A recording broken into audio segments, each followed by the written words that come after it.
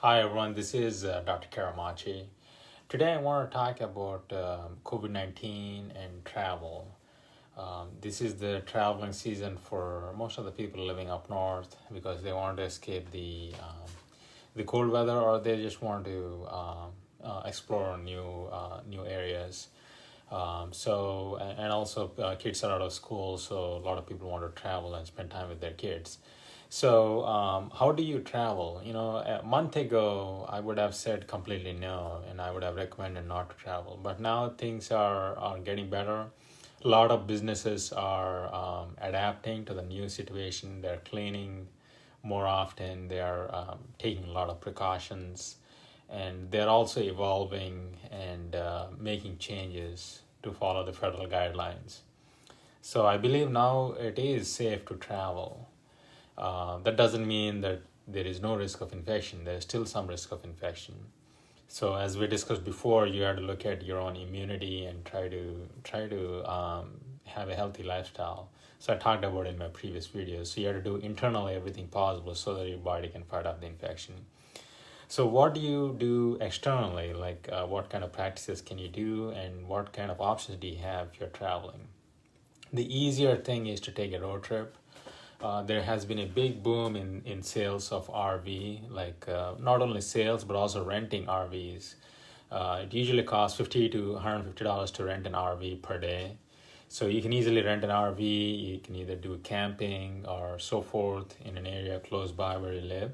So that's an easy option, and you're in complete control of what happens. You can carry your own food. You can clean all the surfaces every hour if you like. So you're the boss. So you can do what you like.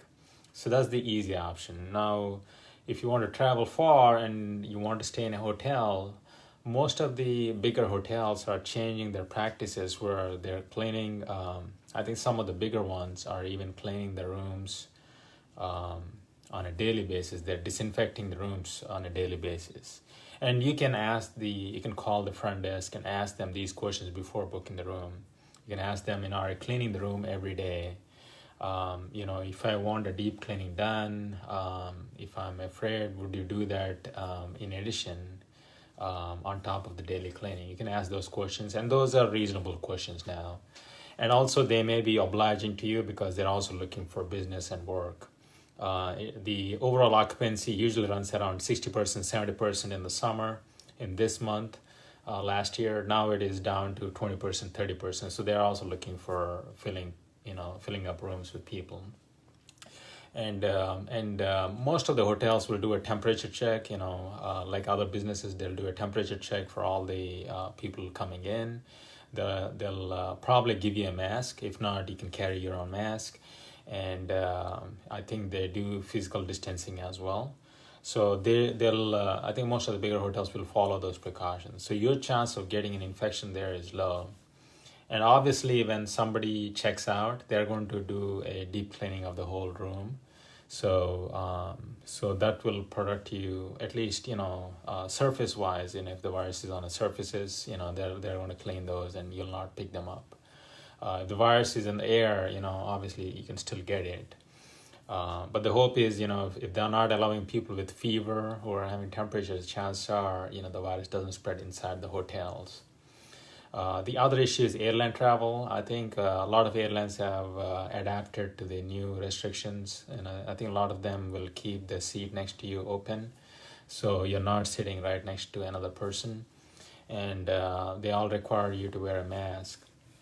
So ideally, wearing a mask for a long period of time reduces your oxygen levels. If you have a mask that has a valve, I think that would be preferable. So if you don't have it, if you have a regular cloth mask or a surgical mask, I personally wear a surgical mask. It doesn't have a valve, so you can wear that. But if you're on a really long flight, like an 8-hour flight, then you should ideally wear something that has a valve.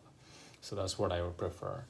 And if you're afraid that the airline staff are not cleaning the surfaces, you can carry your own stuff and just clean everything before you sit in your assigned seat.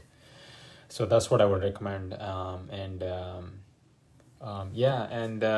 you're out and about, if you're traveling and you stop by a hotel, obviously you have to make sure that the food is well prepared and there's no risk of transmission.